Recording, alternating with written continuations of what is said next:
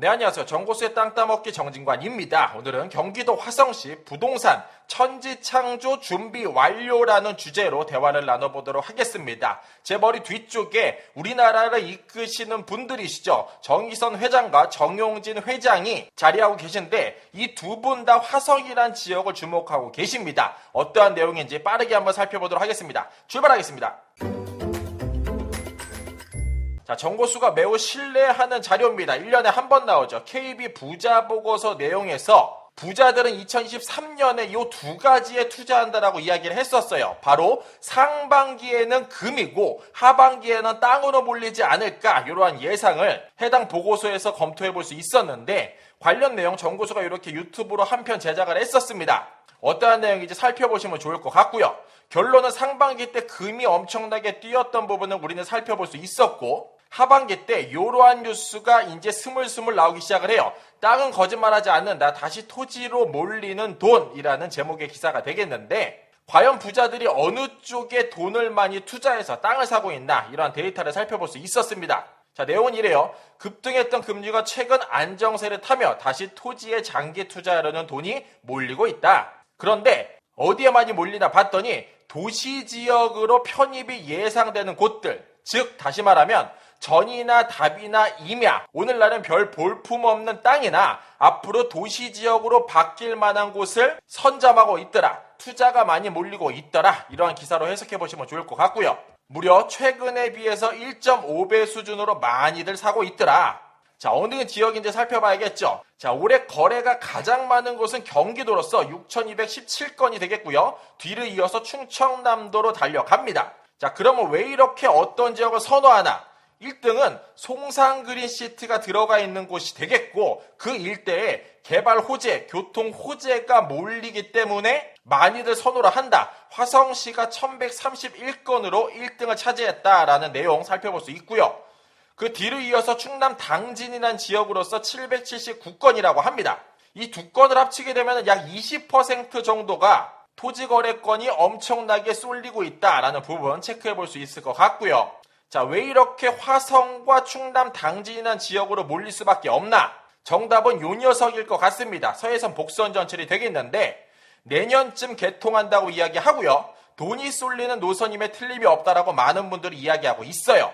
자, 정고수도 예전에 말씀드렸죠. 화성, 송산, 평택, 안중, 충남 당진을 주목해 보실 필요가 있다라고 말씀드렸고 평택, 안중 같은 경우에는 오늘날 개발이 확정이 됐고 송산과 당진이 아직 남아있다라고 말씀드렸었어요.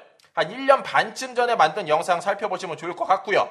그게 오늘날 드디어 많은 분들의 귀에 들어가기 시작을 했고 쏠리고 있더라. 이렇게 체크해 볼 수 있을 것 같습니다. 자, 그러면 화성이란 지역에는 어떠한 이슈가 있냐? 가장 큰 부분은 이걸 것 같아요. 현대차그룹 화성에 24조 통큰 투자, 미래차 새 시대를 연다라는 제목의 기사에서 그 해답을 찾아볼 수 있을 것 같고요. 화성에 약 9만 9천 제곱미터 부지에 돈을 쏟아 부은다고 해요. 2030년까지 24조 원 투자를 한다고 이야기하고 그냥 공장이 아닙니다. 완성차 공장을 만드는데 1994년도 아산공장 이후에 29년 만에 대한민국의 완성차 공장을 드디어 하나 더 만든다. 그게 바로 화성이다. 이렇게 말씀드릴 수 있습니다. 과거에 21조 투자하려고 예상을 했는데 3조 원 투자액을 늘려서 24조로 확정이 됐다. 이렇게 말씀드릴 수 있을 것 같습니다.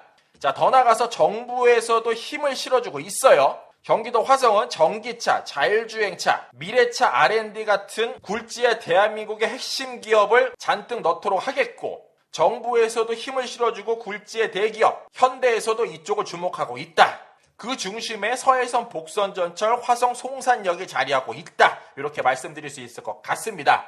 자, 이렇게 굴지에 기업이 들어가게 되면 일자리도 많이 늘어나게 되고 그 일대 부동산 가격은 자연히 상승할 수밖에 없고 사람이 많이 몰리니까 전답 임야의 용도를 바꿔서 개발을 할 수밖에 없다. 이러한 공식들 정고수 누차 말씀드리고 있고요. 사람이 몰리면 어떻게 변화가 되냐? 이 기사에서 한 줄로 해석이 됩니다. 사람 몰리는 용화평 기업이 경기도 인구로 바꿨다.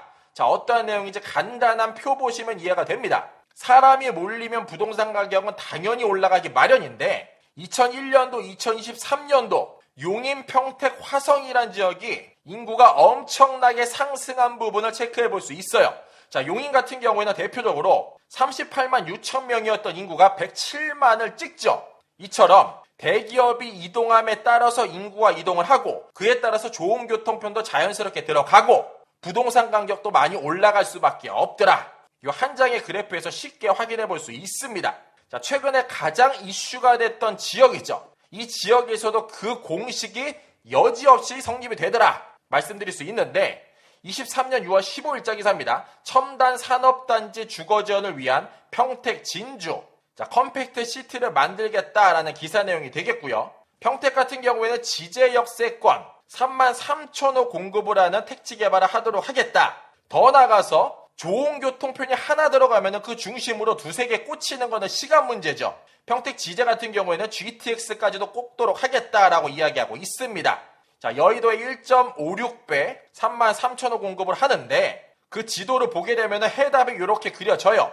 여기 빨간 점에 지제역이 들어가죠. 이 주변이 약 20년 전만 해도 허허벌판 아무것도 없었어요.